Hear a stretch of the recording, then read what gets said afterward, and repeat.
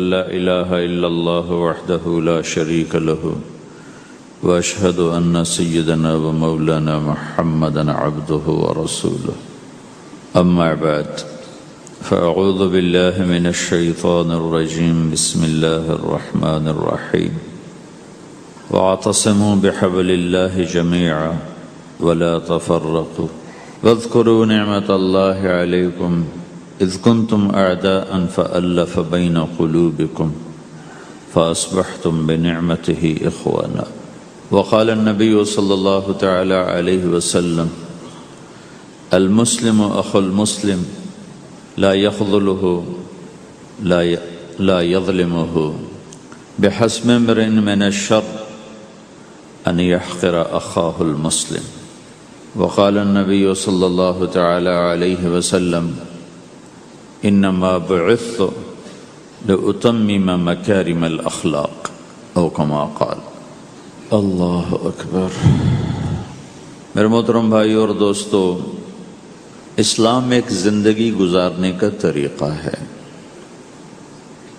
صرف چند عبادات کا نام اسلام نہیں، یہ پوری ایک زندگی ہے۔ اور اس زندگی کو سکھانے کے لیے، چونکہ انسان پیدائشی طور پہ جاہل پیدا ہوتا ہے، اسے کچھ نہیں آتا، اسے سیکھنا پڑتا، اور جو سیکھتا ہے باہر سے سیکھتا ہے، سیکھا سکھایا نہیں پیدا ہوتا۔ کسی بچے کو آپ جنگل میں چھوڑ دو اور کوئی اس سے ملے نہیں تو وہ گونگا ہوگا، کچھ نہیں بول سکے۔ لیکن آپ چڑیا کے بچے کو تنہا چھوڑ دو، کوئی چڑیا اس سے ملاقات نہ کرے تو وہ اپنی زبان ہی بولے گا، اپنی زبان میں بولے گا۔ کوے کو تنہا چھوڑ دو، کوئی کوا اسے ملنے نہ دو تو کوے کی زبان ہی بولے گا۔ لیکن انسان کو گجراتی کا بچہ پنجابیوں میں چھوڑ دو تو گجراتی بھول جائے گا، پنجابی بولے گا۔ پنجابیوں کا بچہ گجراتیوں میں چھوڑ دو تو وہ پنجابی نہیں بولے گا، وہ گجراتی بولے گا۔ اور کوئی بھی نہ اس سے ملے، اسے تنہا چھوڑ دو تو وہ کچھ بھی نہیں بول سکے گا، گونگا ہوگا۔ تو انسان جو کچھ سیکھتا ہے باہر سے سیکھتا ہے، اور چونکہ امتحان کی جگہ ہے تو باہر دونوں چیزیں موجود ہیں، غلط بھی صحیح بھی، دونوں جنس بازار میں موجود۔ انسان کے علاوہ جتنی مخلوق ہے ان میں غلط کرنے کا کوئی سسٹم ہی نہیں ہے، وہ غلط کر ہی نہیں سکتے، جو کرتے ہیں ٹھیک کرتے۔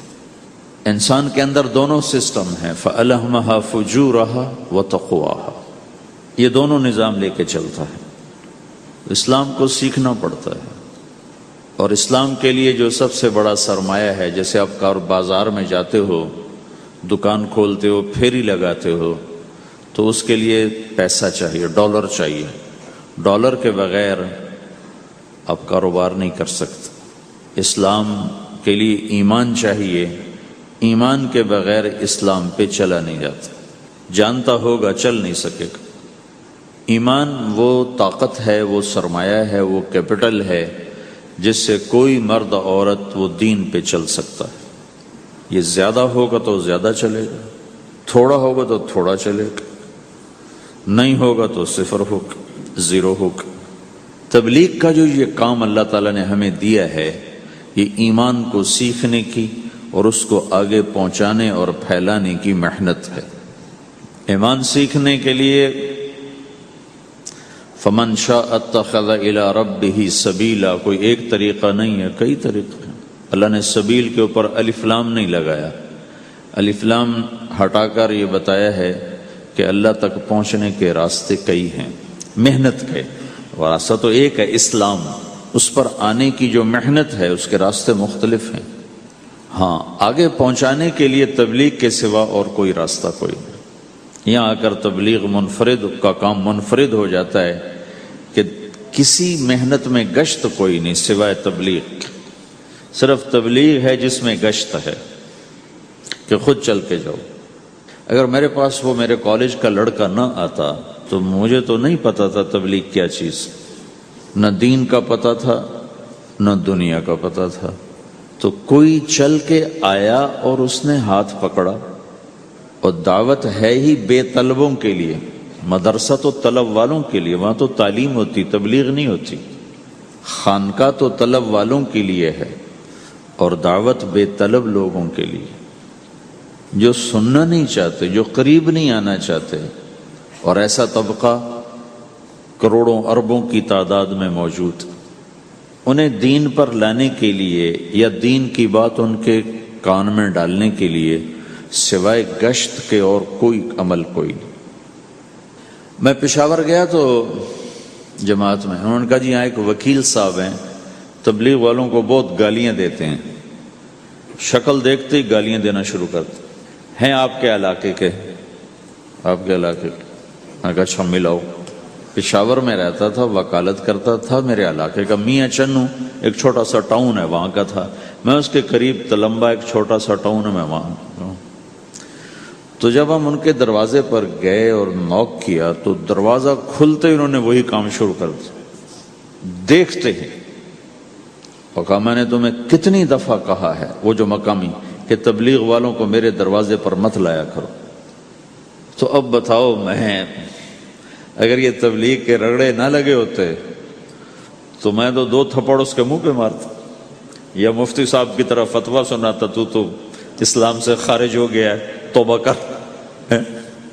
میں نے اس سے کہا بھائی میں تو تبلیغی بن کے آپ کے پاس نہیں آیا، میں تو اس لیے آیا ہوں کہ مجھے پتہ چلا کہ آپ میاں چنو کے ہیں اور میں تو لمبے کا ہوں، تو میں تو اس لیے آپ کو ملنے آیا ہوں. تو ایسے ہوا، اچھا آپ تو لمبے کے ہو؟ میں نے کہا تو لمبے کا ہوں.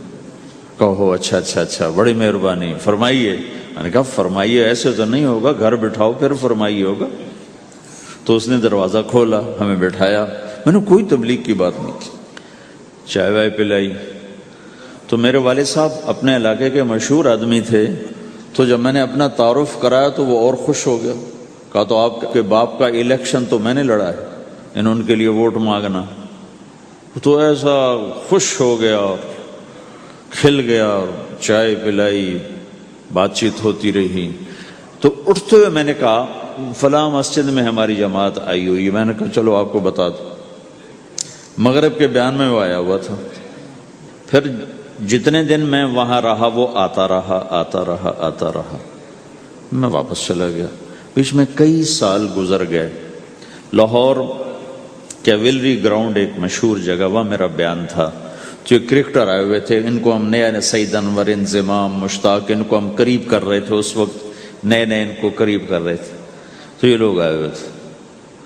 تو بیان کے بعد ان کو لے کر ہم ایک کمرے میں بیٹھے. اس کمرے کی دیوار شیشے کی تھی، تو لوگ اندر آنے کی کوشش کر رہے تھے، تو ان پہرے والے ان کو روک رہے تھے. تو اس میں سے ایک آدمی منہ اوپر کر کے میری طرف سے اشارہ کرے. تو میں نے دیکھا تو ایک آدمی کی بڑی داڑھی، اور وہ مجھے ایسے اشارہ کر رہا ہے. میں نے نہیں پہچانا. تھوڑی دیر کے بعد میں نے غور سے دیکھا تو وہ وہی وکیل صاحب پشاور والے. تو میں نے کہا ان کو اندر بلاؤ. وہ اندر آئے تو میں اٹھ کے ملا. کہنے لگے یہ دیکھو، یہ تمہارا ایک گشت، میرا وقت بھی لگ چکا ہے، بدنوں کا چلہ لگا ہے، یہ 3 چلے لگے ہیں. تو جو دیکھو نا، آپ میں سے کئی لوگ پھیری لگاتے ہیں، جس کو گجرا پھیری لگاتا ہوں. پھیری میں پہلے سمجھا ہی نہیں. پھیری تو کہتے ہیں چھوٹے جہاز کو جو سمندر میں چلتا ہے. میں سمجھا یہ پھیری لگاتے ہیں، پھیری. اور وہ تو گجراتی میں پھیری کہتے ہیں پھیری کو. تو پہلے تو میں چکر کھاتا رہا کہ یہ کیا ہے پھیری. پھیری تو چھوٹے جہاز کو کہتے ہیں، چھوٹا بحری جہاز. تو پھر بعد میں کسی نے کہا کہ یہ چل پھر کے سودا بھیجا. اچھا پھیری کو پھیری کہہ. تم خدا کو خدا کر دیتے ہو. خدا کا شکر. ایک تو خدا لفظ ہی میں نے پہلے کہا تھا بولنے کا نہیں ہے، ایک اس کو خدا کو خدا کر دیتے ہو. خدا کی قسم. تو تم پھیری لگاتے لگاتے گاہک بنا لیتے ہو. نہیں بناتے ہو؟ پھیری لگاتے لگاتے تم اپنے گاہک بنا لیتے ہو. یہی تبلیغ کا کام ہے کہ پھیری لگاؤ، لوگوں کے در کھٹکھٹاؤ. کوئی لے گا کوئی نہیں لے گا. جو آپ لوگ پھیری لگاتے ہو تو سارے آپ سے سودا لیتے ہیں؟ نہیں لیتے. کوئی لیتا ہے کوئی نہیں لیتا. لیکن آپ جاتے رہتے ہو. آہستہ آہستہ آپ اپنا اتنا کام کر لیتے ہو کہ آپ کی روٹی چل جاتی. تو سارے نبیوں نے پھیرا لگایا، کوئی نبی گھر نہیں بیٹھا. کہ میرے پاس کوئی آئے گا تو اسے سکھاؤں گا. ہر نبی نے پھیرا لگایا. اور داؤد علیہ السلام نے ایک دفعہ یہ کیا، ایک بڑا عبادت خانہ بنایا اور اس کی دیواریں اونچی کر دی، اتنی اونچی کہ اندر کوئی جا نہ سکے. اور یہ طے کیا کہ ہفتے میں ایک دن میں کسی سے نہیں ملوں گا، صرف اللہ اللہ کروں گا، ہفتے میں ایک دن. تو وہ پہلا دن تھا، اندر سے تالا لگا دیا اور خود اندر بیٹھ گئے. اور پہلا دن ہے کہ میں آج کسی سے نہیں ملوں گا. تو میرے رب کو یہ بات پسند نہیں آئی کہ نبی کا کام کٹ کے بیٹھنا نہیں ہے، لوگوں میں جانا ہے. تو اللہ تعالیٰ نے انسانی شکل میں 2 فرشتے اندر اتار دیے. اذ تصوروا المحراب ففزع منهم قال لا تخف خصمان بغى بعضنا على بعض فاحكم بيننا. کہا جی حضرت ہمارا جھگڑا ہو گیا ہے، ہم آپ سے فیصلہ کروانے آئے. تو داؤد علیہ السلام ڈر گئے کہ دروازہ بند ہے، یہ آئے کہاں سے؟ دیوار اتنی اونچی ہے کہ اس کے اوپر سے چھلانگ لگا کے بھی اندر نہیں آ سکتے. تو یہ کون ہیں، آئی کہاں سے؟ دروازے کو دیکھیں تالا لگا ہوا ہے، دیوار کو دیکھیں اتنی اونچی ہے، تو کون چھلانگ لگا کے اندر آئے گا؟ تو ڈر گئے. تو کہنے لگے جی آپ ڈرے نہیں، ہمارا جھگڑا ہو گیا. کہ کیا جھگڑا ہے؟ کیا جھگڑا ہے؟ کہ ان ھذا اخی لہ 99 نعجہ ولی نعجۃ واحدہ فقال اکفلنیها وعزنی فی الخطاب. یہ میرا بھائی ہے، اس کے پاس 99 بکریاں ہیں، بھیڑیں، 99 بھیڑ ہے، اور میرے پاس ایک ہے. یہ مجھے کہتا ہے ایک بھی مجھے دے دے، میری 100 پوری ہو جائے. تو آپ بتاؤ یہ غلط کر رہا ہے کہ ٹھیک کر رہا ہے؟ اب یہ فیصلہ تو آپ چھوٹے سے بچے سے بھی کروا سکتے ہو. نہیں، یہ تو لطیفہ سا بن گیا داؤد علیہ السلام کے لیے، لطیفہ بن گیا کہ ایک آدمی کہتا ہے جی میرے پاس 99 ہے، تیرے پاس ایک ہے، تو ایک مجھے دے دے، میری 100 ہو جائیں. تو داؤد علیہ السلام سوچ میں پڑ گئے یہ چکر کیا ہے. تو ایک دم ان کو خیال آیا کہ اوہ، جیسے میرے رب نے مجھے پیغام بھیجا ہے کہ داؤد تجھے بندوں کو دعوت دینے کے لیے بھیجا ہے، مصلی پر بیٹھنے کے لیے نہیں بھیجا. ہاں مصلی پر بیٹھنا ہے، اس کے لیے رات ہے. قم اللیل الا قلیلا نصفہ او انقص منہ قلیلا او زد علیہ ورتل القرآن ترتیلا. چل ومن اللیل فتہجد بہ نافلۃ لک عسیٰ ان یبعثک ربک مقاما محمودا. رات ہے، آ جاؤ. ان ناشئۃ اللیل ہی اشد وطئا واقوم قیلا. آجا آجا، رات بڑی مزے کی چیز ہے، تو اور میں تنہا. فاذا فرغت فانصب والى ربک فارغب. آ جاؤ. تتجافى جنوبهم عن المضاجع يدعون ربهم خوفا وطمعا ومما رزقناهم ينفقون. رات تیری میری، دن میرے بندوں کے لیے. نہیں بیٹھ سکتا، تسبیح پکڑ کے نہیں بیٹھ سکتے ہو. تو اس پر داؤد علیہ السلام سجدے میں گرے. آیت سجدہ ہے اس لیے میں نہیں پڑھتا ہوں. سجدے میں گرے اور کہا یا اللہ معافی کر، یا اللہ معاف کر دے، یا اللہ معاف کر دے. میں نے دروازے بند کر لیے، حالانکہ میں یہ میرے منصب کے خلاف تھا، اس پر اللہ سے معافی مانگی. تو چل کے جانا نبیوں کی صفت ہے، یہی ہماری صفت. اس امت کو یہ کام دیا گیا کہ یہ اوروں کے پاس جا کے اپنا سودا پیش کر، اپنوں کو بھی سنبھالے اور غیروں تک بھی پہنچے. نہیں سنتے پھر جاؤ، نہیں سنتے پھر جاؤ، کیونکہ دلوں کا پھیرنا اللہ کے ہاتھ میں ہے. تیرے ذمہ آواز لگانا ہے. اللہ تعالیٰ نے تقسیم کر دی. قم اللیل الا قلیلا، رات اللہ کے پاس آ جا. دن میں کیا کر؟ ان لک فی النہار سبحا طویلا، تیرا دن میں کام بہت زیادہ ہے. سبحا طویلا، دعوت کے کام کو تیرنے سے تشبیہ دی ہے. سبح تیرنے کو کہتے. اللہ کے نبی کا ایک گھوڑا تھا جس کا نام تھا سبحہ، میں نے بتایا تھا پہلے دن. وہ اتنا تیز چلتا تھا جیسے تیر رہی ہو، اس لیے اللہ کے نبی نے خود اس کا نام سبحہ رکھا تھا، تیرنے والا. تو تبلیغ کے کام کو تیرنے سے تشبیہ دی کہ آپ نے لمبا تیرنا ہے.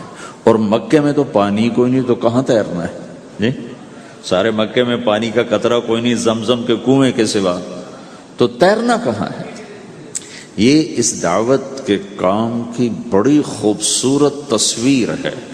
سبحا طویلا، حالانکہ اللہ فرماتا ہے ان لک فی النہار شغلا طویلا عملا عظیما جہدا طویلا، لیکن سبحا طویلا، جو آدمی چل رہا ہوتا ہے اگر وہ بیٹھ جائے تو کوئی نقصان تو کوئی نہیں، گاڑی چلا رہا ہے کہیں گاڑی روک لے تو کوئی نقصان تو کوئی نہیں، تھوڑی دیر سے پہنچ جائے گا، کہیں گاڑی کھڑی کر کے کافی پینے لگ گیا تو کوئی مسئلہ تو کوئی نہیں ہے، آدھا گھنٹہ دیر سے گھر پہنچ جائے گا۔ تیرنے والا پانی میں اتر گیا، اب یہ رک سکتا ہے؟ کیوں بھائی؟ اگر یہ کافی پینے کا ارادہ کرے تو کہاں جائے گا؟ تو مچھلی کے پیٹ میں جائے گا۔ پانی میں اترنے کے بعد اختیار ختم ہے، اب تیرنا ہے۔ کہاں تک؟ دوسرا کنارہ جب تک ہاتھ میں نہیں آتا تیرنا ہے، سبحاً طویلا، جب تک آخرت کا کنارہ ہاتھ میں نہیں آتا۔ اے میرے نبی، تجھے دعوت کا کام کرتے ہی رہنا ہے، کرتے ہی رہنا ہے، کرتے ہی رہنا ہے، تیری چھٹی کوئی نہیں۔ سبحاً میں یہ اشارہ تھا کہ چھٹی کوئی نہیں، یہ موت تک کا کام ہے۔ وَاعْبُدْ رَبَّكَ حَتَّى يَأْتِيَكَ الْيَقِينُ۔ ہائے ہائے، جب یہ آیت اتری یا ایھا المدثر قم فانذر وربک فکبر، اے میرے محبوب اٹھ جا، اٹھ جا، میرا پیغام سنا، تو لیٹا ہوا ہے۔ تو اس پر آپ نے کہا خدیجہ انقطع ایام النوم والراحہ، میرے آرام کے دن چلے گئے، میرے سونے کے دن چلے گئے، میرے رب نے مجھے کہا ہے اٹھ جا اور میرا پیغام سنا۔ تو اس وقت تو کوئی جاننے والا نہیں تھا، تو پہلے آپ چپ کے بات فرما رہے تھے، پھر اللہ نے کہا کھل کے کہہ، تو پھر آپ نے کہا میں خدیجہ میں کس کو کہوں، میری کون سنے گا، من ادعو من یستجیب۔ تو حضرت خدیجہ نے عرض کی یا رسول اللہ، آپ دعوت دینے میں پہل کریں، میں لبیک کہنے میں پہل کرتی ہوں۔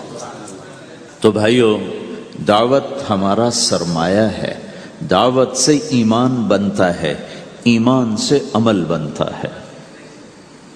تو اگر آپ اس دعوت میں حرکت کرتے رہو گے، ان لک فی النہار سبحا طویلا، کل میں نے اس پر تھوڑی تفصیل سے بات کر دی تھی، آج میں اس سے اگلی بات کرنا چاہتا ہوں، لیکن اس کو بار بار سننا اس لیے ضروری ہے کہ آدمی بڑی جلدی بھول جاتا ہے، اور نفع سامنے نہ ہو تو اس کے لیے قدم اٹھانا، مال لگانا مشکل ہو جاتا ہے۔ آپ پھیری بھی تو لگاتے ہو، تو شام کو پیسہ ہاتھ میں آتا ہے تو تھکاوٹ چلی جاتی۔ میں نے ایک شخص سے کہا تھوڑا تبلیغ میں وقت دے دو بھائی، کہا جی مجھے گولیاں لگی تھیں تو اس کے بعد میرے بدن میں درد ہوتا ہے تو میں ٹائم نہیں دے سکتا، لیکن میں اسے دیکھتا تھا، وہ صبح سے شام تک اپنے دکان پہ کھڑا ہوتا تھا، کھڑا ہو کے کام کرتا تھا۔ تو ایک دن میں نے اس سے پوچھا یہ تو دکان پہ کھڑا ہوتا ہے، اس کا درد تمہیں نہیں ہوتا؟ تبلیغ میں تو اتنی مشقت نہیں ہے۔ وہ کہنے لگا جی روز درد بہت ہوتا ہے، لیکن میں جب شام کو پیسے گنتا ہوں تو سارا درد چلا جاتا ہے، سارا درد چلا جاتا ہے۔ تو اب آپ تبلیغ میں 3 دن کے لیے گئے تو کچھ لگا کے آتے ہو، ہاتھ میں تو کچھ بھی نہیں ہوتا، اور چلے کے لیے جاؤ تو کچھ لگتا ہے، ہاتھ میں تو کچھ بھی نہیں آتا۔ 4 مہینے کے لیے جاؤ تو کچھ لگتا ہے، ہاتھ میں تو کچھ بھی نہیں آتا۔ تو وہ جذبہ پیدا نہیں ہوتا لگانے کا، تھکنے کا، تھکانے کا، جیسے دنیا میں پیدا ہوتا ہے کہ اس کی واپسی نظر آ رہی ہوتی۔ تو اس لیے بار بار ضرورت ہے اس کو سننے اور سنانے کی کہ اللہ نے اس امت کو یہ منصب دیا ہے، کنتم خیر امت اخرجت للناس، تم سب سے بہترین امت ہو، تمہیں نکالا گیا ہے۔ کیا کرتے ہو؟ تأمرون بالمعروف وتنہون عن المنکر وتؤمنون باللہ، بھلائی کی بات کرتے ہو، برائی سے روکتے ہو، صلہ مجھ سے لیتے ہو، تؤمنون باللہ، صلہ مجھ سے لیتے ہو، اللہ پہ ایمان لاتے ہو۔ کل بھی میں نے کہا تھا کہ ہر مسلمان کے ذمہ دعوت ہے، عمل کرے یا نہ کرے۔ آج پھر اس کو دوہرا رہا ہوں کہ عمل کرے یا نہ کرے، اوروں کو دعوت دینا ہر مسلمان کے ذمہ ہے۔ اللہ تعالیٰ نے بنو اسرائیل کے بارے میں کہا میری تم پہ لعنت ہے، لعن الذین کفروا من بنی اسرائیل علی لسان داود و عیسی ابن مریم، اے داود، اے عیسیٰ، ان پر لعنت بھیجو۔ کتنا سخت اللہ کا فرمان ہے۔ اچھا کیوں، کس لیے؟ اللہ نے دو جرم بتائے۔ ذَلِكَ بِمَا عَصَوْا وَكَانُوا يَعْتَدُونَ، یہ بہت نافرمان ہو چکے ہیں، بہت نافرمان ہو چکے ہیں۔ ایک اس کی وجہ سے ان پر اللہ کی لعنت۔ دوسرا کیا ہے؟ کانوا لا یتناہون عن منکر فعلوہ، جو گناہ خود کر رہے ہوتے ہیں اس سے اوروں کو نہیں روکتے۔ کانوا لا یتناہون، نہیں روکتے تھے، عن منکر، اس گناہ سے، فعلوہ، جسے وہ خود کر رہے ہوتے تھے۔ تو اس سے پتہ چلا کہ اگر کوئی نافرمانی بھی کر رہا ہے تو کسی کو اگر دیکھتا ہے نافرمانی کرتے تو اسے سمجھانا اس کے ذمے ہے۔ اللہ یوں کہہ رہا ہے کہ کم وقت خود تو برائی کر رہا تھا تو کسی کو روکتا تو صحیح۔ دونوں ہی کام نہیں کیے، نہ خود چھوڑا نہ کسی اور کو روکا۔ تو بھائیو، حرکت کرتے رہنا، اس حرکت میں بڑی طاقت ہے۔ ساری کائنات حرکت میں، اگر رک جائے تو تباہی۔ زمین حرکت کر رہی ہے، سورج حرکت کر رہا ہے، چاند ستارے، ہر شے حرکت میں۔ تمہاری زمین 66,000 کلومیٹر فی گھنٹہ کی رفتار سے روزانہ بھاگی جا رہی۔ پتہ چلا کہ پاناما بمے دونوں سمندروں کے 66,000 کلومیٹر فی گھنٹہ کی رفتار سے دوڑا جا رہا ہے۔ تمہارا سورج 6 لاکھ میل 9 لاکھ کلومیٹر فی گھنٹہ کی رفتار سے دوڑتا جا رہا ہے۔ حرکت کے ساتھ زندگی ہے، حرکت ختم ہوگی زندگی ختم ہو جائے گی۔ اب لوگوں نے حرکت کی، اپنے ملکوں کو چھوڑ کر آئے، اللہ نے آپ کو روزگار دے دیا، باعزت روزگار دے دیا۔ تو بھائیو، اللہ کے دین کے لیے حرکت کرتے رہنا، عمل بھی آ جائے گا انشاءاللہ۔ ایک دن دیکھو گے زندگی بدلے گی۔ ہمارے بزرگ تھے، ساتھی فوت ہو گئے، تو ان کا بیٹا PIA میں کیپٹن تھا، جہاز اڑاتا تھا۔ تو انہوں نے کہا بیٹا نماز پڑھ لیا کر۔ کہا ابا فرصت نہیں ملتی، بہت کام ہوتے۔ کہا اچھا چلو نماز کے وقت ایک آدمی کو دعوت دے دیا کر، 5 نمازیں ہیں، 5 دفعہ دعوت دے دیا کر۔ وہ کہنے لگا میں دعوت دوں؟ خود تو میں پڑھتا نہیں، دوسرے کو کیسے دعوت دوں؟ کہا بیٹا ایک تو میری مان لے، نماز کا انکار کیا ہے تو یہ تو مان لے کہ چلو کسی کو کہہ دیا کر کہ بھائی نماز پڑھا کرو۔ کہا چلو یہ تو آسان ہے، میں کہہ دوں گا۔ تو اس نے اپنے ابا کی بات مان لی، ہر نماز پہ 1-2 کو کہہ دیتا بھائی نماز پڑھا کرو۔ اس کے والد فوج میں جرنیل تھے، یہ کیپٹن تھا، دونوں کی ملاقات نہیں ہوئی۔ 6 مہینے بعد باپ بیٹا کی ملاقات ہوئی تو دیکھا تو کپتان صاحب کی داڑھی بھی اور ماتھے پہ محراب بھی۔ انہوں نے کہا بیٹا یہ کیا ہوا؟ کہا آپ نے مجھے پھنسا دیا۔ وہ جب میں لوگوں کو کہتا رہا تو میرے اپنے اوپر اثر ہونا شروع ہو گیا کہ میں اپنے آپ کو ملامت کرنے لگا کہ اوروں کو تو کہہ رہا ہے، خود تو پڑھتا نہیں۔ کہا اس نے مجھے کھڑا کیا اور میں نماز پہ آیا۔ پھر ایک دن شیو کرنے لگا، شیشے میں کھڑا دیکھ رہا تھا، تو میں نے کہا جب اللہ کو سجدہ کر رہا ہوں تو چہرے پہ نبی کی سنت بھی ہونی چاہیے۔ تو میں نے سیفٹی بھی پھینک دی، میں داڑھی بھی رکھ لی۔ تو تبلیغ کا کام کرتے رہنا، ہم فرشتے نہیں بن سکتے۔ ایک دفعہ ایک آدمی نے میرے پر بڑی چڑھائی کی، تم تبلیغ والے منافق ہو، کہتے کچھ ہو کرتے کچھ ہو، تمہارے قول اور فعل میں بہت فرق، بہت۔ جب ان کا غصہ اتر گیا تو میں نے ان سے کہا بھائی 100 نمبر تو اللہ نے بھی نہیں مانگے، آپ کیوں مانگتے ہو؟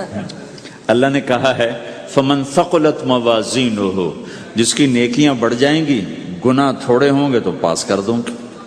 تو 100 نمبر تو اللہ نے بھی نہیں کہا کہ ایک گناہ تیرے کھاتے میں نہیں ہونا چاہیے، 100/100 نمبر لے گا تو جنت دوں گا، نہیں تو ریپٹ مار کے جہنم میں ڈالوں گا۔ تو 100 نمبر تو اللہ بھی نہیں مانگتا، اسے پتا ہے میرا بندہ کمزور ہے، کبھی گناہ کرے گا کبھی نیکی کرے گا۔ تو وہ کہتا ہے جس کے پاس 51 نیکیاں ہوئیں اور 50 گناہ ہوئے تولوں گا تو 51 جھک جائیں گے نا، 50 معاف۔ مثال دے رہا ہوں میں، ہمارے علاقے میں ایک ذمہ دار تھے، وہ ذکر بھی بہت کرتے تھے، گالیاں بھی بہت دیتے تھے۔ ادھر سبحان اللہ تیرے فلانے، الحمدللہ کے ساتھ ایک پھکڑ تولتے تھے، ساری زندگی وہ ایسا ہی کرتے رہے۔ جب وہ فوت ہو گئے تو کسی نے ان کو دیکھا تو انہوں نے پوچھا کہ میاں صاحب آپ کے ساتھ کیا ہوا؟ آپ تو گالیاں بہت دیتے تھے۔ خود انہوں نے یہ پوچھ رہے آپ تو گالیاں بہت دیتے تھے، تو آپ کے ساتھ کیا ہوا؟ کہ اللہ تعالیٰ نے میرے ذکر اور میری گالیوں کو تولا تو میرا ذکر بڑھ گیا تو میری بخشش ہوگی. اللہ نے بھی کاؤنٹنگ رکھی ہے، پرفیکشن مانگی ہی نہیں. اگر اللہ پرفیکشن مانگتا تو پھر آپ کہتے تم کرتے کچھ ہو کہتے کچھ ہو. اگر میں کہتا صحیح ہوں تو ایک نیکی تو کر رہا ہوں، اور کرتا نہیں ہوں تو ایک گناہ کر رہا ہوں. کیا پتا میرا رب میرے کہنے کے تو فعل میرے نہ کرنے کو معاف کر دے. بس ایک صورت میں ہے کام خطرناک کہ اگر میں اس کہنے سننے کو اپنی دنیا بنانے کا ذریعہ بنا لوں پھر خطرناک ہے. تأمرون الناس بالبر وتنسون انفسکم وانتم تتلون الکتاب، وہ یہ آیت ہے. لیکن اگر میرے اندر اخلاص ہے تو پھر میں انسان ہوں، کبھی اچھا کروں گا کبھی برا کروں گا، لیکن میرے ذمہ صدا لگانا ہے. تو بھائیو اس تبلیغ کے کام کو کرتے رہنا. اس سے ایمان بنتا ہے، ایمان سے دین وجود میں آتا ہے. دین کے دو حصے ہیں، ایک عبادات ہے جس میں نماز سب سے اہم ہے. پھیری پہ ہو گھر پہ ہو نماز نہ چھوڑو. رمضان کے روزے ہیں، اللہ پھر رزق زیادہ دے دے، حج کرو، زکوٰۃ دو.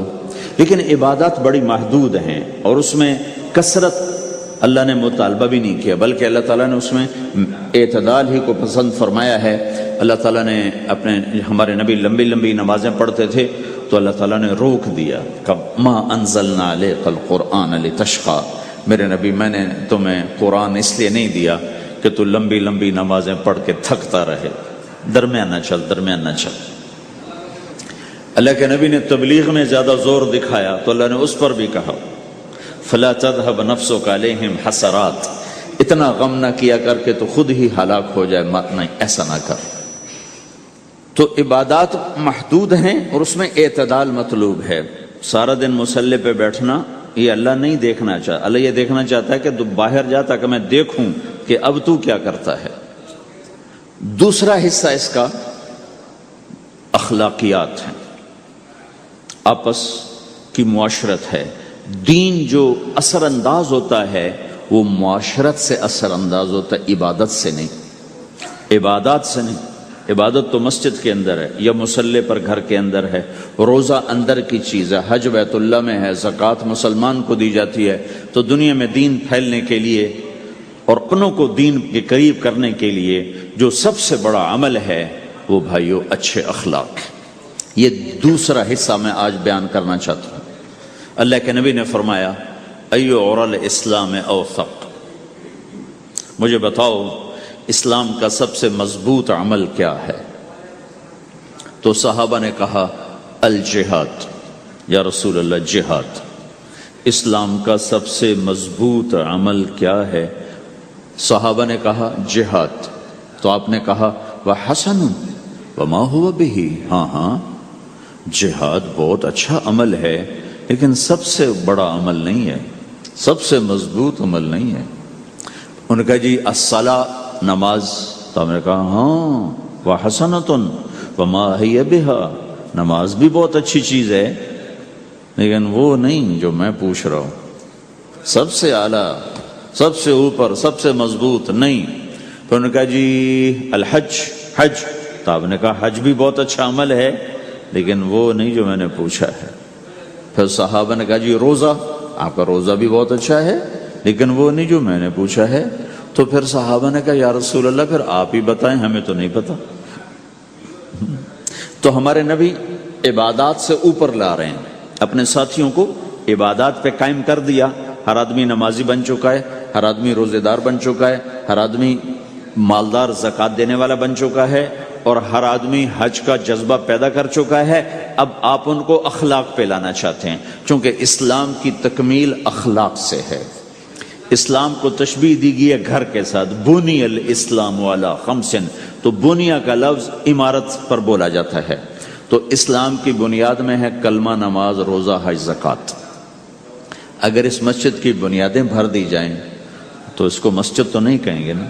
ہاں جی بنیادیں ڈال دی ہیں، چھت ڈالنی ہے. جب چھت پڑے گی تو پھر یہ مسجد کہلائے گی. تو اسلام کی بنیاد قائم ہو چکی تھی، اب آپ چھت ڈالنا چاہتے تھے. چھت کیا ہے؟ وہ اچھے اخلاق ہیں. تو اب آپ ان کو اوپر لا رہے ہیں. تو آپ نے جب پوچھا تو انہوں نے وہی کہا جو انہوں نے ابھی سیکھا تھا، نماز، روزہ، جہاد، حج، لیکن آپ نے سب کی نفی کر دی، نہیں یہ بھی نہیں، یہ بھی نہیں، یہ بھی نہیں، یہ بھی نہیں۔ کہا اچھا یا رسول اللہ آپ بتائیں، تو آپ نے فرمایا ان اوثق عرى الاسلام الحب للہ والبغض للہ، اسلام کا سب سے مضبوط عمل وہ آپس میں اللہ کے لیے محبت کرنا ہے۔ اسلام کا سب سے مضبوط عمل وہ آپس میں اللہ کے لیے محبت کرنا ہے۔ اسلام کا سب سے مضبوط عمل وہ محبت ہے، اللہ کے لیے بغض ہے، اللہ کے لیے محبت ہے، یہ اسلام کا سب سے مضبوط عمل ہے۔ تو بھائیو، یہ چھوٹا سا معاشرہ اسلامی بن جائے، اس کے لیے بنیاد میں نے پہلے بتا دی، اب چھت بتا رہا ہوں، وہ ہیں اچھے اخلاق۔ اللہ تعالیٰ نے جب ہمارے نبی نے نماز لمبی پڑھی تو اللہ نے کہا درمیانی پڑھو، میں نے ابھی بتایا۔ تبلیغ میں دکھ زیادہ جھیلا تو اللہ نے کہا درمیانہ چلو۔ لیکن جب اللہ کے نبی نے اخلاق بلند کیے، اخلاق، تو اس پر بھی اللہ تعالیٰ فرماتا میرے نبی ذرا اتنا نرم نہ ہو، تھوڑا سا سختی دکھا، آنکھیں دکھا، تھوڑا شوں شاں کر ہیں۔ تو میرے رب نے کیا کہا؟ واہ، میرے رب نے آپ کے اخلاق کی جیسی تعریف کی ہے، آپ کے کسی عمل کی ایسی تعریف نہیں کی۔ نماز کو کہا معتدل، اعتدال، دعوت کو کہا اعتدال، اور اخلاق کو کیا کہا؟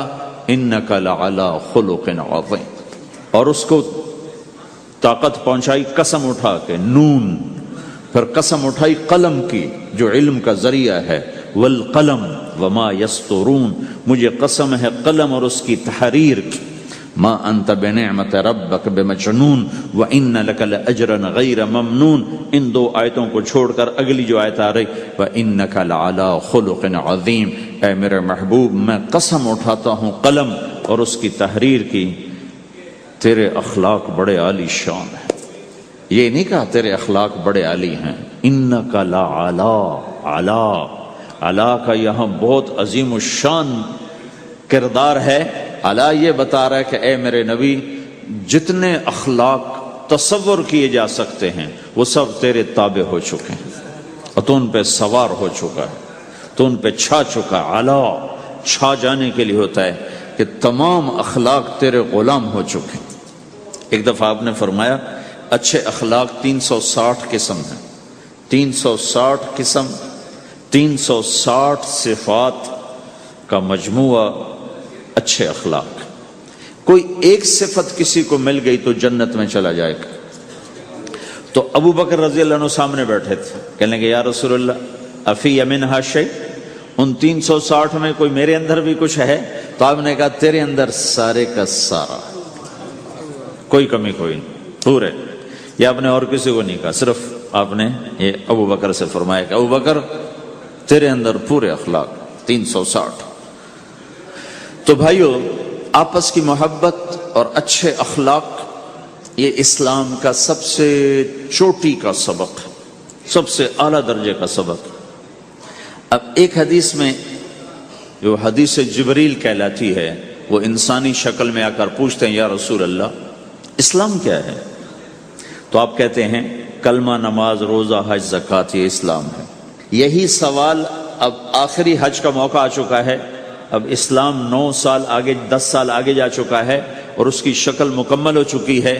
تو عمر بن عبسہ رضی اللہ تعالیٰ عنہ یہ آخری حج کے موقع پر آپ سے ملتے ہیں اور آ کر یہ آپ سے پوچھتے ہیں یا رسول اللہ مل اسلام؟ سوال ایک ہے، مل اسلام؟ شروع میں مدینے کے داخلے کے شروع میں جبریل انسانی شکل میں آتے ہیں اور کہتے ہیں مل اسلام، اسلام کیا ہے؟ تو آپ کہتے ہیں کلمہ، نماز، روزہ، حج، زکوٰۃ۔ اب یہی سوال 10 سال کے بعد یا 9 سال کے بعد عمر بن عبسہ کہتے ہیں یا رسول اللہ مل اسلام، اسلام کیا ہے؟ تو اب جواب سنو، آپ نے فرمایا اطعام الطعام وطیب الکلام، میٹھا بول بولنا اور کھانا کھلانا۔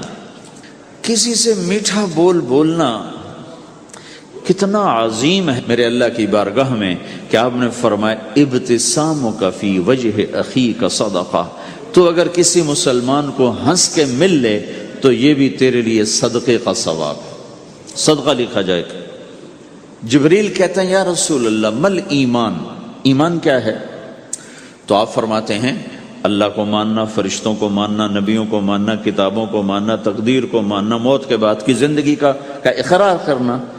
ان تؤمن باللہ وملائکتہ وکتبہ ورسلہ وبالبعث بعد الموت، یہ ہے ابتدائی جواب۔ اب یہی سوال عمرو بن عبسہ کرتے ہیں 9 سال کے بعد، یا رسول اللہ مل ایمان، ایمان کیا ہے؟ تو آپ نے فرمایا الصبر والسماحہ، صبر کرنا، معاف کرنا۔ سوال ایک ہے، جواب 2 ہیں۔ کیوں کہ جگہ اور نوعیت بدل چکی ہے۔ ابتدائے اسلام ہے تو عبادات بتائی جا رہی ہیں، انتہائی اسلام ہے تو اخلاق بتائے جا رہے ہیں کہ اے عمر، ایمان کیا ہے؟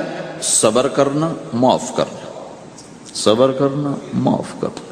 تو بھائیو، جو ہمارا معاشرہ بنے گا اسلامی، گھر میں باہر، وہ بنے گا اچھے اخلاق سے، عبادت سے نہیں، علم سے نہیں، تبلیغ سے نہیں، وہ بنے گا اچھے اخلاق سے، میٹھے بول بولنے سے، درگزر کرنے سے، معاف کرنے سے، سہ جانے سے، اور بازار میں سچائی۔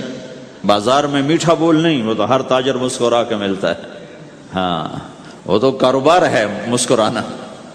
سچا بول، الصدق ینجی والکذب یہلک، میرے نبی نے فرمایا سچ نجات دیتا ہے اور جھوٹ ہلاک کر دیتا ہے۔ تو بازار کے اخلاق ہیں صحیح بولنا، صحیح تولنا، دھوکہ نہ دینا۔ میرے نبی سے پوچھا گیا یا رسول اللہ مسلمان بزدل ہو سکتا ہے، ڈرپوک؟ آپ نے کہا ہو سکتا ہے۔ کہ یا رسول اللہ مسلمان بخیل ہو سکتا ہے، بخیل کنجوس؟ آپ نے کہا ہو سکتا ہے۔ کہ یا رسول اللہ مسلمان جھوٹ بول سکتا ہے؟ آپ نے کہا جھوٹ نہیں بول سکتا۔ آپ نے فرمایا میں اپنے امت میں ہر عیب کی توقع رکھتا ہوں کہ میرا امتی ہر گناہ کر سکتا ہے لیکن 2 کام نہیں کر سکے گا اگر وہ میرا امتی ہے، ایک جھوٹ کبھی نہیں بولے گا، ایک دھوکہ کبھی نہیں دے گا۔ اور یہ دونوں کام ہمارے پورے عروج پر ہیں۔ تو مسلمان دھوکہ نہیں دیتا کسی کو، مسلمان جھوٹ نہیں بولتا۔ تو اللہ کے نبی نے یہ نہیں فرمایا جو نماز نہیں پڑھتا وہ میری امت میں سے نہیں، جو روزہ نہیں رکھتا میری امت میں سے نہیں ہے، زکوٰۃ نہیں دیتا میری امت میں سے، یہ نہیں کہا۔ آپ نے کہا من غش فلیس منا، جس نے کسی کو دھوکہ دیا وہ میری امت میں سے نہیں، میری امت سے خارج۔ تو آپ کی تجارت پاناما میں ایسی تجارت ہو کہ وہ اسلام کا بولتا ثبوت بن جائے۔ آپ کی جاب ہے تو ایسی ہو کہ پورا انڈونیشیا جو مسلمان ہوا ہے، مسلمان تاجروں کی تجارت سے مسلمان ہوا۔ ملائیشیا، انڈونیشیا، فلپائن، ان علاقوں میں جتنا اسلام پھیلا ہے یہ تاجروں کی محنت سے پھیلا ہے۔ کہاں کے تاجر؟ یمن کے عرب تاجر، ان کے عالی اخلاق، ان کا سچا بول، ان کا صحیح ترازو، اس نے لوگوں کے قلوب کو پھیر دیا کہ یہ پیسے کے غلام نہیں ہیں۔ تو ہماری تجارت اس لیے نہیں کہ ہم پیسہ بنائیں، ہماری تجارت اس لیے کہ ہم تجارت میں اللہ کے احکام زندہ کریں، جس میں سب سے بڑا حکم سچ بولنا ہے اور دھوکے سے بچنا ہے، اور غلط کاروبار سے، غلط کام سے بچنا ہے۔ صرف ہم پیسہ نہیں کماتے، ہم اللہ کا امر دیکھتے ہیں کہ اگر میرے اللہ کے حکم کے مطابق ہے تو ٹھیک، اگر اس کے مطابق ہم چھوڑ دیں تو بھائیو اپنے پہچان کرواؤ سچائی کے ساتھ، دیانت کے ساتھ، دھوکے سے بچتے ہوئے۔ ایک تاجر مجھے بڑے فخر سے بتا رہا، فیصل آباد کی بات، کہ جی میں صبح صبح قرآن پڑھ رہا تھا، دکان پہ بیٹھا ہوا، کپڑے کا تاجر۔ تو ایک گاہک آ گیا، کہا جی آپ قرآن پڑھ رہے ہو، بھلے آدمی لگتے ہو، تو میں نے بیٹی کے جہیز کے لیے کپڑا خریدنا ہے، تو میں نے کہا آپ سے خرید لیتا ہوں۔ تو وہ پھر ہنس کے کہنا جی میں نے 16 روپے میٹر والا کپڑا 48 روپے میٹر میں بیچ دیا۔ میں نے کہا واہ بھائی واہ، قرآن کی قیمت بڑی تھوڑی لگائی تو۔ ہائے ہائے ہائے ہائے، اس کو شرم بھی نہیں آ رہی اس بات پر، احساس ہی کوئی نہیں کہ اس نے قرآن پڑھتے دیکھ کر اعتماد کیا اور اس نے قرآن سے ہی اس کو دھوکہ دیا کہ پورے بازار میں 16 روپے گز ہے وہ کپڑا، وہ 48 روپے اس کو بیچ رہا ہے۔ اگر اپنے نبی کی بات سنو، آپ نے کہا سچا تاجر قیامت کے دن نبیوں کے ساتھ کھڑا کیا جائے گا۔ کیوں؟ کہ ہر موقع پہ جھوٹ بولا جا سکتا ہے، پروفٹ کمایا جا سکتا ہے، دھوکہ دیا جا سکتا ہے، فراڈ کیا جا سکتا ہے، اور اس سے بچتا ہے بچتا ہے بچتا ہے بچتا ہے، نہ اپنوں کو دھوکہ دیتا ہے نہ غیروں کو دھوکہ دیتا ہے۔ جب انگریز کا دور تھا، دلی میں ایک جیب کترا تھا، جیب کاٹنے والا، تو وہ یہ سکھایا کرتا تھا لڑکوں کو، پھر ان کو بھیجتا تھا، تو اس کا ایک چیلا شام کو صرف 2 روپے لے کر آیا، 2 روپے لے کر، تو اس نے کہا بے وقوف، آج سارے دن کی کمائی 2 روپے؟ کہا استاد آج بہت بڑا مال مارا تھا، لیکن میں نے دیکھا تو وہ ایک گورا تھا، انگریز تھا، تو مجھے خیال آیا اگر قیامت کے دن عیسیٰ علیہ السلام نے میرے نبی کو گلہ دے دیا کہ تیرے امتی نے میرے امتی کی جیب کاٹی تھی، تو میں اپنے نبی کو کیا جواب دوں گا؟ تو میں نے جا کر اس کو واپس کر دیا، ابھی اپنے کے کھسکا کے لایا ہوں 2 روپے۔ پچھلے زمانے کے تو چور بھی ایسے خوددار ہوتے تھے، اب تو نمازی ایسے غیرت کہاں پھینک کے آ گئے ہیں، ماتھے پہ محراب ہوتا ہے اور دھوکے میں سب سے اول ہوتا ہے۔ تو ہمارا اسلام صرف اس مسجد کی 4 دیواری میں نہیں ہے، ہمارا اسلام تو بارش کے قطروں کی طرح پھیلا ہوا ہے، آسمان کی بلندی ہے، آسمان کی وسعت ہے، جیسے اس سے زیادہ ہمارے دین کی وسعت ہے۔ تو آپ کسی دفتر میں ہو یا اپنے کاروبار میں ہو، تو اس میں بھی اللہ کے نبی نے آپ کو طریقہ بتایا ہے۔ بازار کے اخلاق ہیں مسکرانا نہیں، بازار کے اخلاق ہیں سچ بولنا، صحیح دینا، صحیح تولنا، صحیح سودے کا عیب بتانا۔ عبد الرحمن بن عوف رضی اللہ تعالیٰ عنہ پہلے 10 صحابہ میں آتے ہیں، پہلے 10 صحابہ۔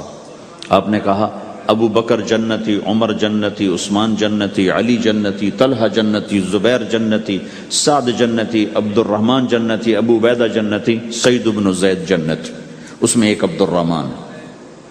جب ان کا انتقال ہوا تو انہوں نے 3 ارب 10 کروڑ 20 لاکھ دینار چھوڑے ترکا۔ ہمیں تو بڑا بیوقوف بنایا گیا ہے، کاغذ کو کرنسی بنا کے دے دے۔ کاغذ، کرنسی تو سونا ہوتا ہے جی، کرنسی تو سونے اور چاندی کو کہتے ہیں، کاغذ کے ٹکڑے کو تو کرنسی نہیں کہتے۔ اور اب کرنسی بھی لے کر وہ کارڈ پکڑا دیے، جیب بھی خالی، اب کرنسی بھی کاغذ بھی کوئی نہیں، خالی کارڈ۔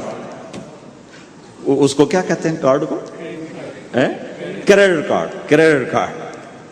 وہ ساری دنیا کو بیوقوف بنائے ہوئے، یا تو کاغذ پکڑائے ہوئے ہیں یا کارڈ کاغذ بھی اب واپس لے لیا، اب کارڈ پکڑا دیا۔ اور عبد الرحمن بن عوف نے جو پیسے چھوڑے وہ کاغذ نہیں تھے، کاغذ کی کیا حیثیت، پاکستان میں روز چھپ رہے ہیں، کاغذ کی کیا حیثیت؟ 3 ارب 10 کروڑ 20 لاکھ دینار سونے کے، اور ایک سکہ دینار اس وقت 4.5 ماشے کا ہوتا تھا۔ اب اس کو ملٹیپلائی کرو اور پورا پاناما خرید لیں اس پیسوں سے۔ اور وہ ٹاپ لسٹ کے 10 صحابہ میں سے ایک، وہ فرماتے تھے میری تجارت کا یہ اصول رہا کہ میں نے کبھی ادھار نہیں خریدا، نہ کبھی ادھار بیچا، نہ کبھی ادھار خریدا۔ جو خریدے بھی ادھار اور بیچے بھی ادھار، اسے نیند کہاں آئے گی؟ دینے والے دیتے نہیں، لینے والے سر پہ کھڑے ہوتے، انہیں نہ بیوی اچھی لگتی نہ بچے اچھے لگتے، وہ گھر میں بیٹھ کے بھی گھر میں نہیں ہوتے۔ تو آپ نے فرمایا نہ میں نے کبھی ادھار خریدا نہ کبھی ادھار بیچا، نقد خریدا نقد بیچا۔ دوسرا میرا اصول یہ رہا کہ میں نے کبھی سٹاک نہیں کیا، جب مجھے پروفٹ ملا میں نے فوراً بیچ دیا، انتظار نہیں کیا 1 ہفتے بعد بیچوں گا ریٹ بڑھ جائے گا۔ جس دن مجھے پروفٹ ملا 1 پیسہ بھی ملا تو میں نے فوراً بیچ دیا۔ تیسرا اصول یہ تھا کہ میرے سودے میں کوئی کمی یا عیب ہوتا تو میں اسے چھپاتا نہیں تھا، ظاہر کرتا تھا، اس میں یہ کمی ہے بھائی، لینا تو لے لو، نہیں لینا تو چھوڑ دو۔ تو ہماری تو تجارت بھی جنت کا راستہ ہے۔ مدینے کے لوگ ذمہ دارا کرتے تھے، مکہ کے لوگ تجارت کرتے تھے، ان کی زراعت اور تجارت دین کے پھیلنے کا ذریعہ بن گئے۔ عبد الرحمن بن عوف رضی اللہ عنہ کا مال اللہ کے دین کے کام آیا، عثمان رضی اللہ عنہ کا مال اللہ کے دین کے کام آیا۔ جنگ تبوک میں 10,000 آدمیوں کا سامان حضرت عثمان اکیلے نے دیا۔ 30,000 کا لشکر تھا تو 1/3 10,000 کا سارا سامان عثمان رضی اللہ عنہ نے اپنے گھر سے دیا، اور وہ دینار لا کے پیش کیے نا، تو اللہ کے نبی وہ دینار لے کر یوں کر رہے تھے، ایسے ایسے، اور کر رہے تھے ما علی عثمان اللہ یعمل بعد عثمان، آج کے بعد تو کچھ نہ کر، جنت واجب ہو گئی تیرے۔ تو بھائیو، ہمارا دین صرف ہمیں عبادت نہیں بتاتا، بازار کی زندگی بتاتا ہے کہ مسلمان بازار میں کیسے ہوتا ہے۔ کسی کے ہاں ملازم ہے تو اس کی نوکری کیسی ہوتی ہے، اس کی دیانت کیسی ہوتی ہے، اس کا بول کیسا ہوتا ہے۔ وہ پیسے پہ قربان نہیں ہوتا، وہ پیسے کو ایمان پہ قربان کرتا ہے۔ تو آپ کی تجارت بھی دین کے پھیلنے کا ذریعہ بنے گی۔ آہا، صرف نماز سے گناہ معاف نہیں ہوتے۔ مسلم شریف کی روایت ہے، من امسا کالن بعمل یدہ امسا مغفورا لہ، جو صبح سے شام تک روزی کماتے کماتے حلال حلال حلال حلال، جھوٹ والی نہیں، کھوٹ والی نہیں، خیانت والی نہیں، حرام چیز نہیں۔ حرام چیز کا بیچنا بھی حرام ہے، خریدنا بھی حرام ہے، اس کا پروفٹ بھی حرام ہے۔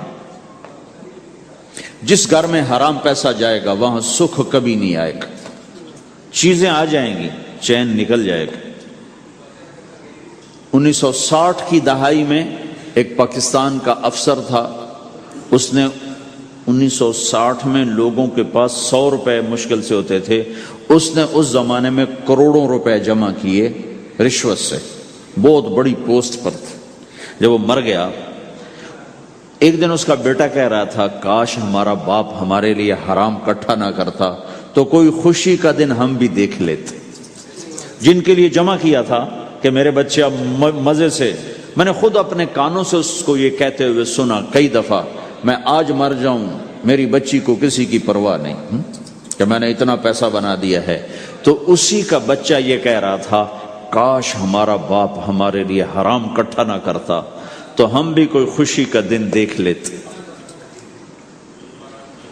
تو اللہ کے نبی نے فرمایا، من امسا کالن بعمل یدہ امسا مغفور لہ، جو صبح سے شام تک حلال کمانے میں تھکتا ہے اور تھک کے واپس آتا ہے تو اس کے اس دن کے سارے گناہ اللہ معاف فرما دیتا۔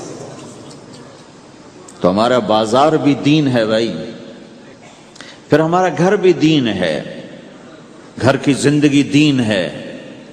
میرے نبی نے گھر کی زندگی سمجھائی۔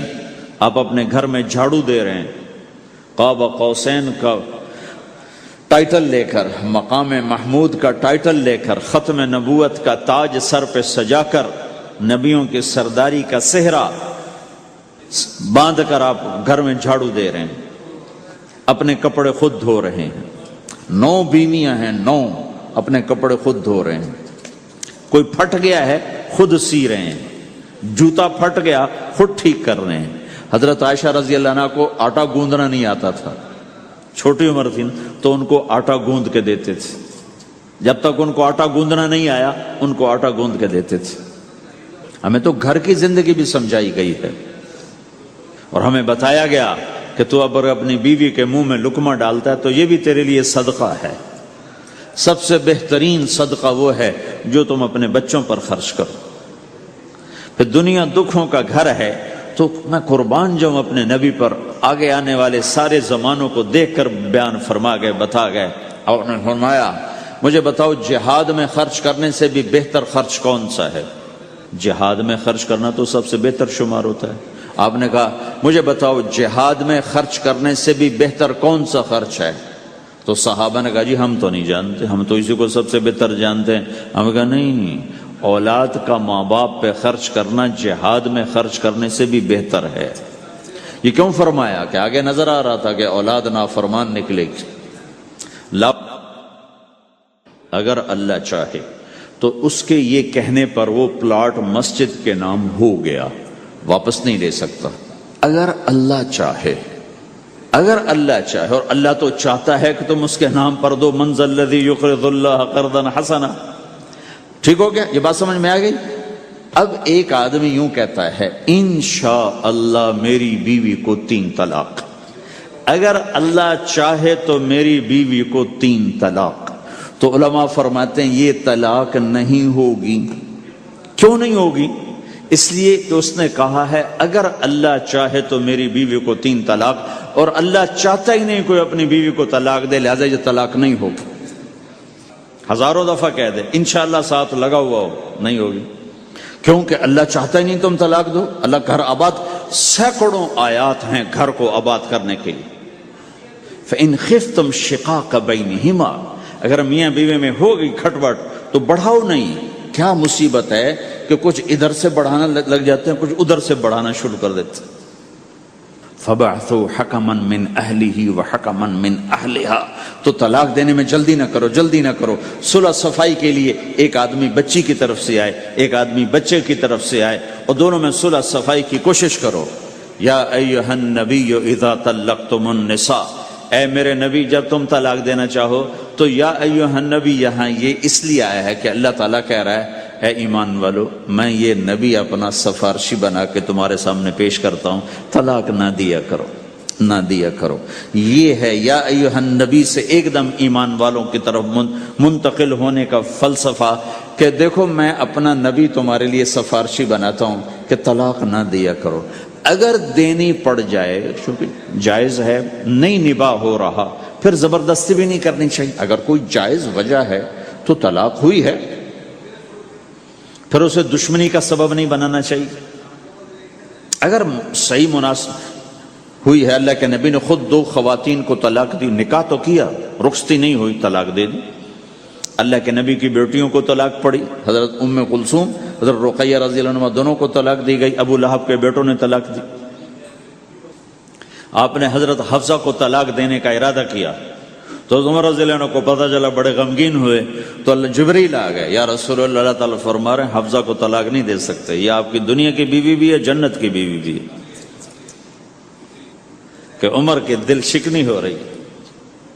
تو ایک گھر باقی رہے اس کے لیے سینکڑوں آیات اللہ تعالیٰ نے اتاری، اور ہمیں کہا عاشروہن بالمعروف، اپنی بیویوں کے ساتھ اچھا سلوک کرو. ہمیں خطاب، چونکہ مرد کسی کی بچی کو لے کے آتا ہے، لڑکا کسی کی بچی کو لے کے آتا ہے، اور اپنے وہ بچی ماں چھوڑتی، باپ چھوڑتی ہے، بھائی چھوڑتی ہے، بہنیں چھوڑتی ہے، سہیلیاں چھوڑتی ہے، سب کو چھوڑتی ہے، اور تیسرے دن اس کو تانے شروع ہو جاتے ہیں، اس کا تو دل ہی نہیں لگتا. اور پہلے دن اپنی بیوی کو نصیحت دی جا رہی تھی، میری ماں کی خدمت کرنی ہے، میری کرنا کر، میری ماں کی کرنی ہے، میرے ابا کی کرنی، میری بہنوں کی کرنی، کسی کے سامنے تم نے بولنا نہیں، کسی کے سامنے اف نہیں کرنا. بے وقوف، اس سے محبت تو جتا پھرو، اس کے بعد جو کچھ کہے گا وہ کرے گا. پہلے دن ہی حکم، نہ تعلق بنا ہے، نہ محبت پیدا ہوئی ہے، اور نہ ابھی جوڑ بیٹھا ہے، اور پہلے دن حکم سنانے شروع کر دی. اس کے ذمہ نہ تیری ماں کی خدمت ہے، نہ تیرے باپ کی خدمت ہے، نہ تیری بہنوں کی خدمت، یہ ساری خدمت تو تیرے ذمہ ہے. ہمارا سسرال کا معاشرہ بڑا ظالم ہے. لاکھوں میں کوئی ایک گھر بچا ہوا تو الگ بات ہے، ورنہ میں تو دنیا پھری ہے، کیا دنیا دار کیا دیندار، سب ظلم ہی ظلم ہے. اتنی نیک عورتیں تہجد گزار مصلی سے اٹھتی نہیں، تسبیح ہاتھ میں ہے، لیکن جب وہ ساس بنتی ہیں تو ایسا ظلم ان کے اندر سے نکلتا ہے کہ کانپ اٹھتے ہیں در و دیوار. جب عورت ماں ہوتی ہے تو اس کے رومے رومے سے محبت کے چشمے پھوٹتے ہیں. وہی عورت جب ساس بنتی ہے تو ایک دم ظلم کی تصویر بن جاتی ہے.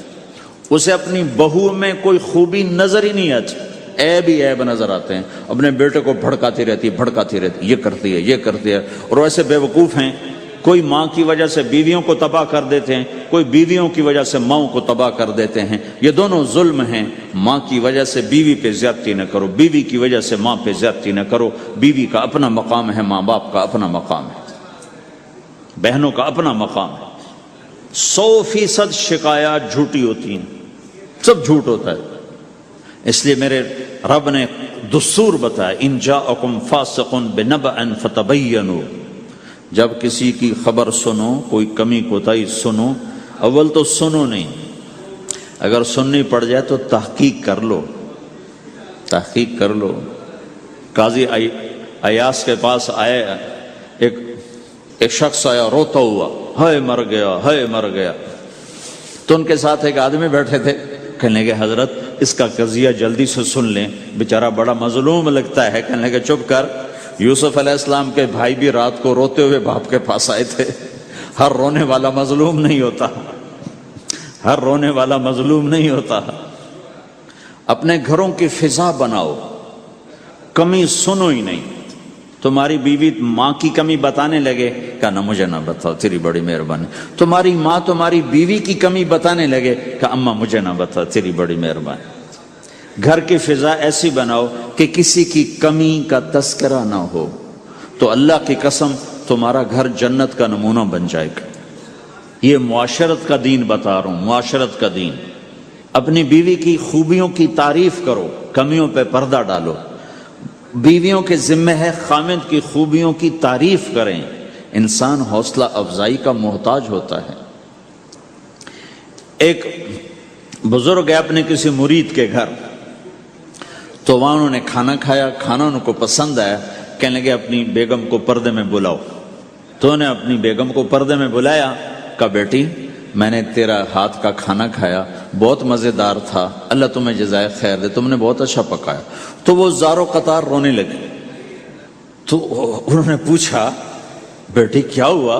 میں نے تو کوئی ایسی بات نہیں کی۔ کہ نہیں حضرت آپ کی بات پہ رونا نہیں آیا، رونا اس پر آیا ہے کہ 30 سال سے میں اس شخص کے ساتھ رہ رہی ہوں، کبھی ایک دفعہ اس نے میرے ہاتھ کے پکے کی تعریف نہیں کی۔ آپ گھر میں تشریف لائے، آپ نے پوچھا کوئی کھانے کو کچھ ہے؟ ام سلمہ رضی اللہ عنہ کا گھر، کہا یا رسول اللہ آج تو کچھ نہیں، سرکہ ہے۔ کہا واہ واہ واہ واہ، نعم الادام الخل، سرکہ تو بہت اچھا سالن ہے۔ سبحان اللہ، کیسے دلجوئی فرمائی اپنی بیگم کی، سرکہ تو بہت اچھا سالن ہے، یا تو نے نمک کم ڈال دیا، تو نے مرچی زیادہ کر دی۔ ہم رائمنڈ میں پڑھتے تھے نا، تو پکانا ہمارے ذمہ ہوتا تھا، تو ہمیں پتا کہ پکاتے ہوئے کیا گزرتی۔ جب 2-2 ہزار آدمی کی روٹی ہم پکاتے تھے، 5-5 بوری آٹا گوندا ہے ہاتھوں سے، 10-10 من کھڑے ہو کے روٹی لگائی ہے، سخت سردی میں بھی سخت گرمی میں بھی۔ سردی میں جب رات کو آٹا گونڈتے تھے ہم، تو ہمارے ہاتھ ایسے اکڑ، تم تو سردی دیکھتے ہی نہیں ہو، ہاتھ ایسے اکڑ جاتے تھے، اور صبح 4 بجے اٹھ کے روٹی پکانا شروع کرتے تھے۔ 2000 آدمی کی روٹی پکانی ہوتی تھی۔ تو اب کوئی آ کر کہتے انہیں کچی روٹی پکائی، تو جی دادا ایک تھپڑ اس کے منہ پہ مارے کہ 4 بجے کے ہم اٹھے ہوئے ہیں، پکا پکا برا حشر ہو گیا، کہتے کچی پکائی۔ بھائی صبر کر کے چپ کر کے کھا جا۔ مولانا الیاس صاحب رحمۃ اللہ علیہ ایک اپنے مرید کے گھر گئے، تو اس نے کھیر بنا کر پیش کی۔ اچھا نمک اور چینی ایک جیسے ہوتے ہیں، وہ دیہاتی عورت سمجھ نہ سکی، چینی کے بجائے نمک ڈال دیا۔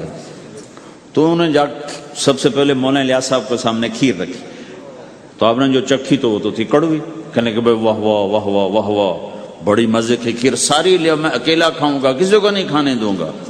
ساری کھیر کھا گئے اس پر پردہ ڈالنے کے لیے۔ وہ تو جب انہوں نے کہا مولانا الیاس کا بچا ہوا تھوڑا سا میں جب چکھا تو کڑوا، ہائے مر گئی، یہ تو سارا نمک ڈالا ہوا تھا۔ ایک دفعہ ہماری جماعت چنیوٹ میں تھی، تو ہمارے ساتھیوں نے چائے بنائی، تو وہ اندھیرا سا تھا، تو چینی کے بجائے نمک ڈال دیا اور دسترخوان پہ لے آئے، سب پی رہے۔ واللہ میں آنکھوں سے دیکھا بتا رہا ہوں، مولانا الیاس کا تو سنا بتا رہا ہوں، کسی ایک نے نہیں کہا کہ یہ کڑوی ہے، چپ کر کے پی رہے، چپ کر کے پی رہے، کسی ایک نے نہیں کہا۔ باہر ایک دیہاتی کھڑا تھا، تو میں نے اس کہا چاچا آتے نو چاہ پی ماما، وہ آ گیا، اس نے پہلا گھونٹ بھرا ہوئے تھا کوڑی ہے، اس نے بانڈا پھوڑ دی۔ پھر سارے ساتھی ہنس پڑے کہ چاچا ہم نے تو پردہ ڈالنے کی کوشش کی تھی خدمت والوں پر تو نہیں پردہ چاک کر دیا، بانڈا پھوڑ دیا۔